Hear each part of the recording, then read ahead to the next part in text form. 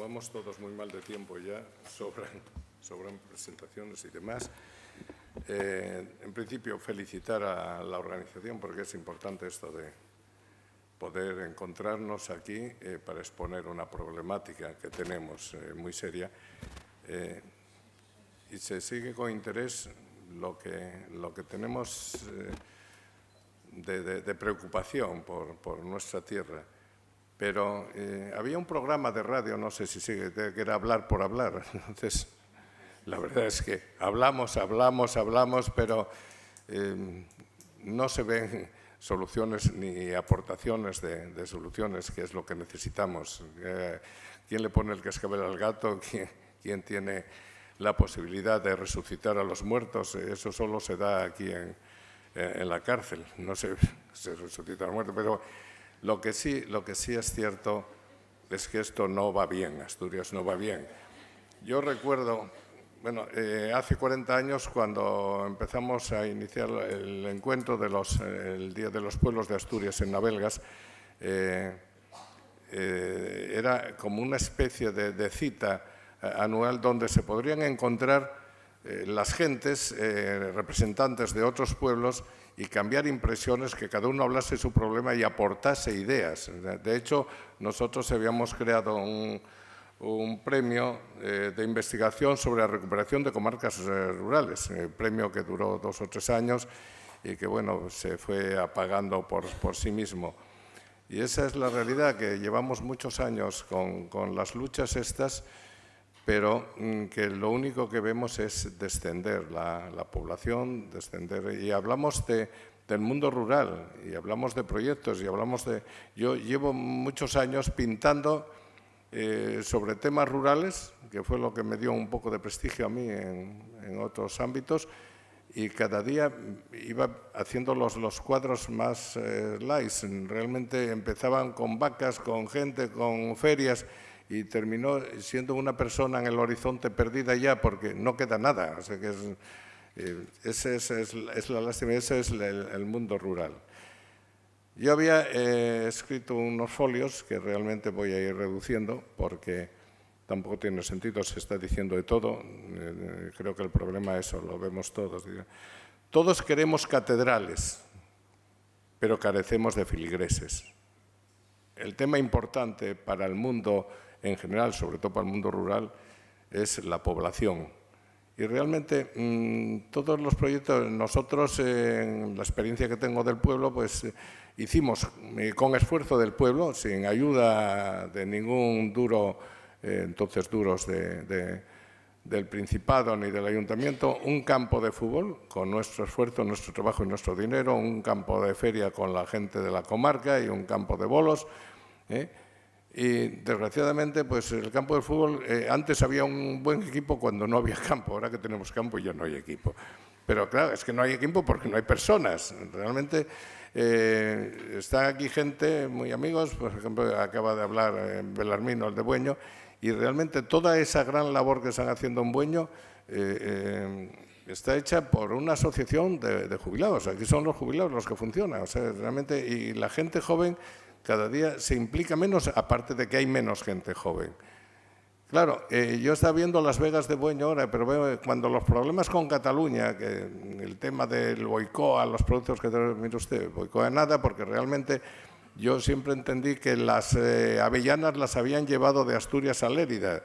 Y recuerdo que Emilio Serrano, en una ocasión, cuando yo le preguntaba si iba a comprar las avellanas en el río Bárcena, que hay muchísimas, dijo que las había comprado un año, pero claro, que tenían que recogerlas ellos, cascarlas y torrarlas, mientras que las pedían a Lérida y mucho más baratas las traían todo. Entonces, yo cuando veo estas vegas abandonadas, que me dan ganas de decir, oye, vamos a ponernos en marcha, vamos a coger un palote cada uno y vamos a empezar a plantar nosotros, porque claro, hablar es fácil, el tema es realizar. Entonces, estas vegas, cuando hablamos de Cataluña, conmoción, la fruta de Lérida, ahora cuando dicen que muchos de los problemas están creados por los payeses, porque además se sienten potentes, porque realmente tienen fruta. Y yo veo estas vegas, caray, necesitamos eso, la plantación de árboles, la recolección. Pasas a la zona del Bierzo y tienes explotaciones de castaños, tienes una actuación importante, tienes cerezos, aquí cada día tienes menos. Realmente, de hecho, para hacer cualquier amagosto tenemos que comprar las castañas fuera de aquí. O sea que todo esa es la realidad del mundo rural, porque el mundo rural, tal y como lo estamos viendo ahora, ¿qué es? Pues informatizarlo y con eso ya lo tenemos, ¿no? La informática nos viene bien para gestionarla y para luego realmente mover los productos, o sea, los recursos propios. Yo nací en un pueblo donde tenías desde ferreiros a zapateros, ebanistas, ya no queda nada en nada, pero es que ni siquiera tenemos mercado. Los mercados ahora que se han reducido son gitanos, rumanos y demás que son lo mismo en todos los lados, o sea que eso ha desaparecido la vida del pueblo, con lo cual se van cerrando las casas y se va perdiendo la población. Por eso digo yo que lo que queremos de la vida rural, esto creo que me sobra, es la recuperación. ¿Cómo se puede recuperar? Ese es el secreto, ¿cómo podemos recuperar? Porque claro, si seguimos perdiendo población, hay una media de fallecimientos, la más alta de España en Asturias desde el año 15, que hubo un estudio sobre ello, y sin embargo nacimientos no tenemos. Y todos queremos realmente ser mantenidos al pueblo, que es mi laboratorio experimental ahora, y realmente la gente, cuando yo era niño, no había gente licenciada, estaban 4 licenciados, que eran los maestros, el farmacéutico y 2 más, que eran de fuera, generalmente de León, Zamora, que además venían y vivían en el pueblo, se implicaban en el pueblo, organizaban cosas en el pueblo. Ahora ya realmente el 90% de la gente es licenciado superior. ¿Qué ocurre? Que muchos hicieron Derecho, hicieron Económicas, hicieron tal. Antes veníamos a la ciudad a un colegio mayor o una pensión. Ahora todos tenemos piso aquí, o en Madrid, o en Barcelona. Entonces, bueno, pues realmente ya tienes otras comodidades, terminas esto y no regresas al pueblo. No regresas al pueblo porque realmente ¿qué vas a hacer allí con eso si no tienes...? Antes había institutos laborales, universidades laborales que realmente podían servir para la transformación y preparación para la zona rural. Eso se suprimió porque era como algo del franquismo, no sé, entonces, ¿qué ocurre? Que no nos dimos cuenta que aquello era la formación profesional europea. Luego quisimos recuperarlo, empezamos con los módulos en los institutos, en los colegios, pero quizá un poco tarde porque estaba como desprestigiado. Claro, el que ha hecho el estudio superior no se ha dado cuenta que lo bueno, yo le decía a mis hijos, oye, hacer una carrera a la que os guste, pero prepararos para trabajar. Siempre seréis mejores albañiles siendo ingenieros de caminos que siendo analfabetos. Pero no para vivir del título, que era lo que se hacía antes. Entonces tenemos el título, y realmente a mí ahora que me den el cargo, que me den el puesto, que me mantenga. Voy a ver si entro en el ayuntamiento, en el Principado, entro en el otro lado, a ver si me nombran tal, y que me den un sueldo lo más sustancioso posible.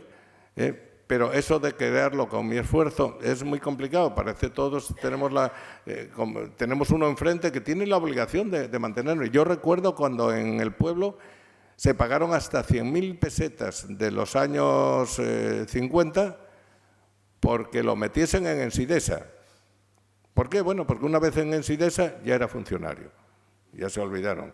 Y fueron muchos los que buscaron pero que esto se vino abajo, nos cogieron con el pie cambiado y luego llegó la Comunidad Europea. Entonces nos compraron, entramos, o sea, tuvimos que reducir la acero, cerrar el carbón, y la gente que vivía por allí de las zonas de minas y tal, pues se quedaron un poco en stand-by. Entonces, ¿cuál es la situación actual? Buscar las alternativas a esto. Yo creo que es recuperar el campo en su esencia muy lentamente. O sea, yo recuerdo una obra de Gerald Brennan, El laberinto español, que hablaba de un viajero británico que llegó por aquí en la Edad Media y describía España como un desierto africano. Y claro, entre guerras internas de señores feudales, entre distintos enfrentamientos, ¿a quién cogían para las luchas? A los campesinos, cortaron árboles y tal. Luego fue diezmado también por pestes, pero curiosamente las pestes y las hambrunas del norte de España, del norte de Europa, nos repoblaron luego. Pues, entonces, termino ya. Gracias. Entonces, ¿qué ocurre? Que a partir de este momento, lo que nos queda ahora posiblemente es repoblar con rumanos y con árabes, con lo que nos venga de fuera, porque nosotros ya no retornamos al campo. Hablamos, pero no solucionamos. Muchas gracias.